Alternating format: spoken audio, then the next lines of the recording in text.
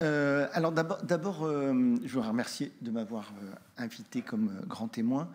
Je voudrais dire la qualité profonde de l'ensemble des interventions auxquelles j'ai pu assister, de ce foisonnement de réflexion, de cette convergence. Alors il y a des tas de variations, mais de cette convergence de vues, d'approches avec des horizons complètement différents.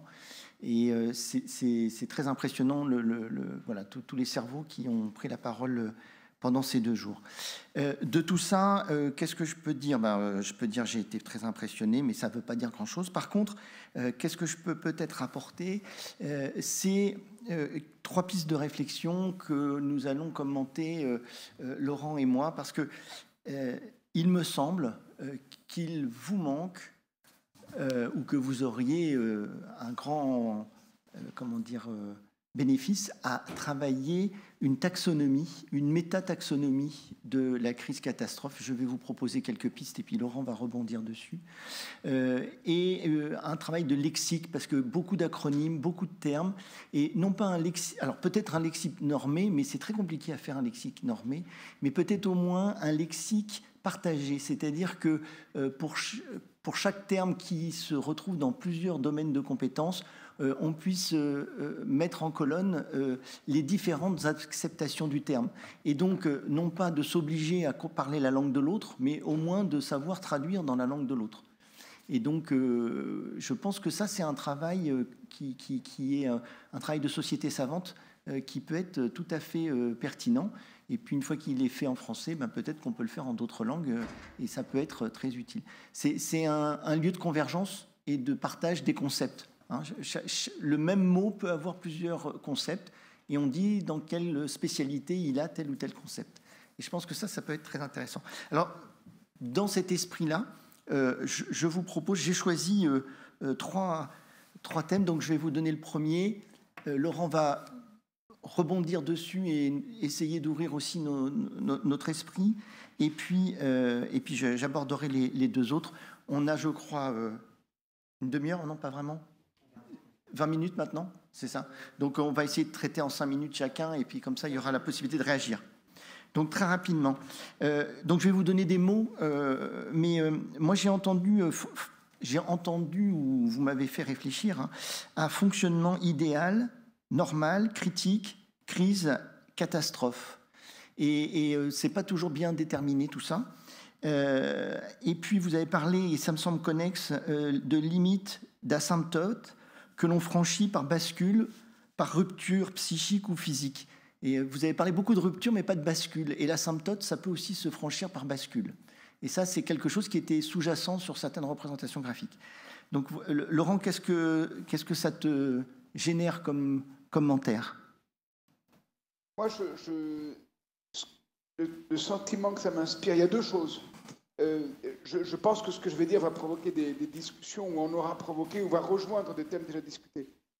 J'ai beaucoup aimé dire, quand j'ai été appelé à... Est-ce que le son fonctionne? C'est bon? Oui, je voulais l'augmenter, mais apparemment pas. J'ai beaucoup aimé dire, quand j'ai été amené à intervenir lors du premier confinement, il n'y a pas de crise. Et je voulais dire par là que la vraie crise dépendait du fait que nous avions voulu croire pendant très longtemps, et très inconsciemment sans doute, mais qu'il n'y aurait jamais plus de crise. C'est-à-dire qu'on maîtriserait tout. Et du coup, je mets très bien en relation cette affirmation avec la discussion qu'on a eue hier, préparer un petit peu les échanges, la différence entre crise et catastrophe. Je pense qu'on est tout le temps en crise. C'est-à-dire qu'une crise est une situation de changement qui requiert des décisions mineures ou majeures. Et donc, on est tout le temps en crise, en un certain sens. Et du coup, on peut se dire, mais il y a des crises majeures quand même et qui deviennent des catastrophes, au sens sur lequel tu vas peut-être revenir, Jean-Cédric. Mais dans ce cas-là, on peut dire ceci, du point de vue de l'approche de la complexité.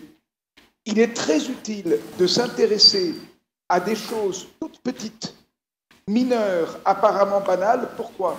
Parce qu'elles sont déjà porte-parole d'événements qui peuvent être gigantesques. Et non, pas nécessairement d'ailleurs négatifs, mais qui peuvent être positifs aussi. Et d'où ma question sur la taxonomie, c'est nommer les choses, c'est capital, les traduire pour être compris et assurer qu'on se comprend les uns les autres comme tu viens de l'évoquer, c'est encore plus important, mais ne pas se fixer sur un terme qui figerait le réel. Alors, je ne sais pas si je réagis bien en face de la question du contenu que tu as évoqué, mais je trouvais important d'évoquer ces trois éléments. La crise, on y est tout le temps, eh ben, oublions qu'on y est. Deuxièmement, les catastrophes, oui, elles sont réelles, mais anticipons dans la vie quotidienne d'une vie modeste concernant des choses infiniment petites, qu'il peut y avoir des choses infiniment grandes, générées les unes par les autres ou en écho. Et j'expliquerai s'il le faut. Hein. Et troisièmement, moi je me méfie beaucoup du langage, non pas qu'il ne faille pas nommer, mais le plus important c'est la traduction. C'est qu'on soit sûr qu'on se comprend. Ça c'est tout à fait fondamental. Alors je vais reprendre pour passer rebondir déjà sur un point, par exemple sur la limite, la rupture ou la bascule, par exemple entre crise et catastrophe, parce que tu nous dis la crise c'est tout le temps, la différence, on pourrait voir comme différence entre crise et catastrophe, par exemple, qu'en situation de crise, on peut espérer un retour à la situation ad integrum, c'est-à-dire on peut récupérer la situation antérieure, peut-être. En catastrophe, on est certain qu'on ne pourra pas, c'est-à-dire qu'il n'y aura pas de guérison. En médecine, on va parler de guérison ou de consolidation. S'il y a rupture du cadre, quel que soit ce cadre, psychique ou physique, eh bien, on peut considérer qu'on est en état de catastrophe. Et ça nous donne un deuxième corollaire de réflexion intéressant, c'est que tout dépend de l'échelle à laquelle on regarde le phénomène. Et peut-être que la différence... Vas-y. Je suis d'accord, hein. Je suis complètement d'accord.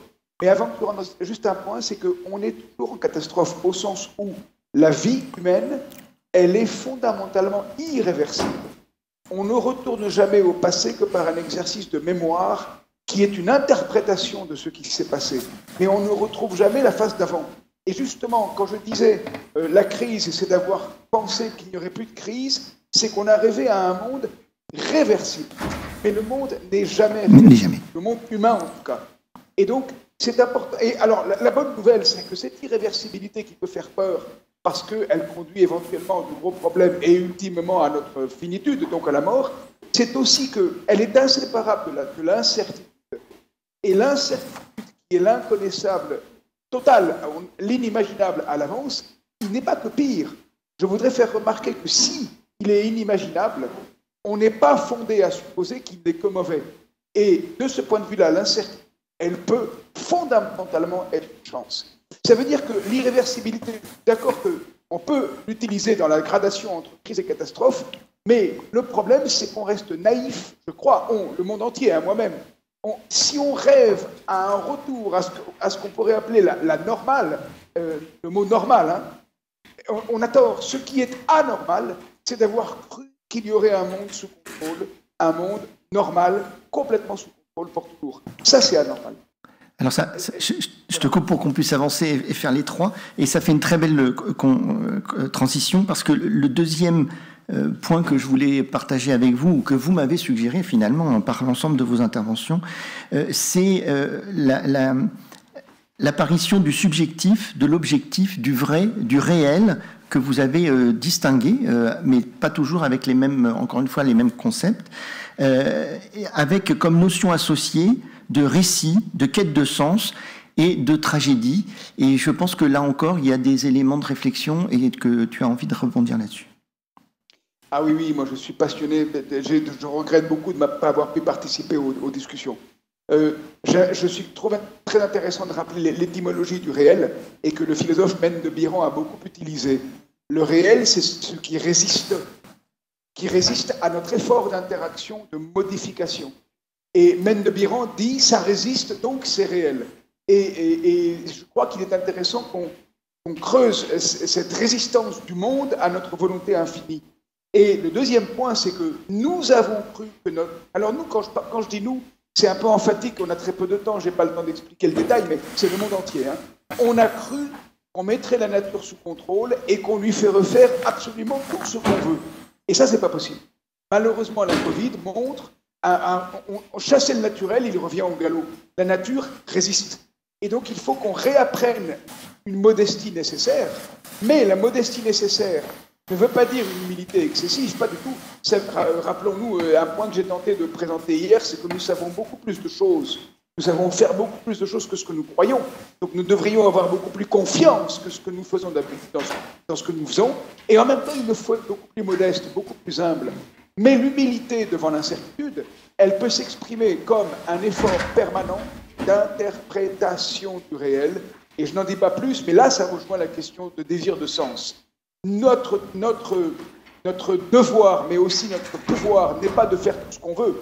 C'est en revanche d'interpréter le réel et d'en faire sens autant qu'on peut. Et ça me paraît essentiel. Et voilà, je m'en tiens là parce que je sais qu'on a... Tout à fait. Mais je pense que ça génère pas mal de notes dans l'assistance. Donc je crois qu'on atteint notre but. Le dernier point que je proposais d'aborder, donc qui m'a été proposé par vous, encore une fois, collectivement, c'est une réflexion. Donc on est toujours dans cette logique de lexique ou de taxonomie, hein, pour avoir des fondations solides, mais qui est peut-être plus opérationnel, plus terre à terre, mais on a bien vu que le stratégique et le tactique s'entremêlaient, et là encore, c'est deux termes qu'il faudrait bien redéfinir correctement, parce que c'est des domaines de réflexion complètement différents, qui sont interpellés, bien évidemment, et comprendre les mécanismes d'interpellation et les clarifier. Mais justement, vous m'avez parlé de périmètre, parce qu'il y avait plein de périmètres, hein, il y a eu plein de périmètres, et moi ça m'évoque le périmètre de compétence, le périmètre de décision, le périmètre de responsabilité, qui sont souvent avec des contours extrêmement différents, et avec des chevauchements avec les mêmes périmètres de l'autre, de toutes les altérités qui sont les nôtres dans nos différentes missions. Avec comme notion complémentaire, eh bien, aussi la nécessité de définir finalement l'expert qui est un analyste. On a parlé beaucoup de l'expert, on lui a dit des choses très négatives d'ailleurs, hein, on l'a jugé négativement pas mal pendant ces 2 jours. L'expert qui est l'analyste peut-être, ou pas, enfin à voir, qu'est-ce qu'il doit être.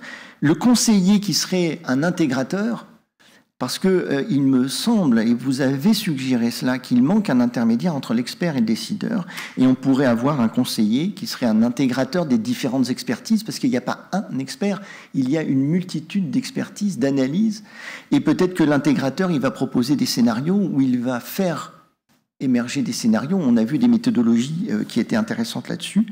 Et enfin, le décideur qui, lui, est là pour arbitrer et garantir que des objectifs ont été fixés, que les objectifs ont des critères de succès, des critères qualitatifs, quanti, peut-être d'autres critères qui sortent du champ du qualitatif et du quanti, et que ces critères ont des marges d'erreur aussi, parce que si on n'accepte pas une marge d'erreur, c'est qu'on n'est pas très humain dans l'histoire. Et donc, je pense que c'est aussi des axes qui peuvent être intéressants pour l'ensemble des recherches, et je te passe une parole conclusive. Non, je ne crois pas que je pourrais conclure là-dessus, mais je trouve très fertile la différenciation des trois regards, en quelque sorte. Mais je crois que nous sommes tous experts si on approche l'expertise comme étant une spécialisation, une habitude, je fais exprès de formuler comme ça, la reconduction réflexe d'une connaissance déjà intériorisée. Et de ce point de vue-là, nous sommes tous experts. Et nous avons tous besoin, parce que lorsque nous sommes experts, nous nous séparons sans nous en rendre compte, parce que nous nous isolons dans nos connaissances présupposées et tenues pour acquises. Et donc, on a tous besoin d'intégrateurs. Et c'est quoi l'intégrateur? C'est l'exercice de communication. C'est-à-dire de réapprendre. Il a été question, j'étais connecté évidemment pour la conférence et j'ai pu entendre quelques éléments. Il a été question de communication à un moment, et ça me semble absolument capital. Nos expertises nous séparent sans qu'on s'en rende compte, d'où la difficulté d'appréhender les mêmes problèmes en même temps d'ailleurs, et du coup, il nous faut constamment refabriquer du lien. Comment est-ce qu'on refabrique le lien? En étant très averti que la communication spontanément est affectée d'entropie, elle se détruit, et qu'il faut la refabriquer sans cesse. Et en refabriquant la communication avec celles et ceux qu'on croit connaître, on devient les intégrateurs, tous.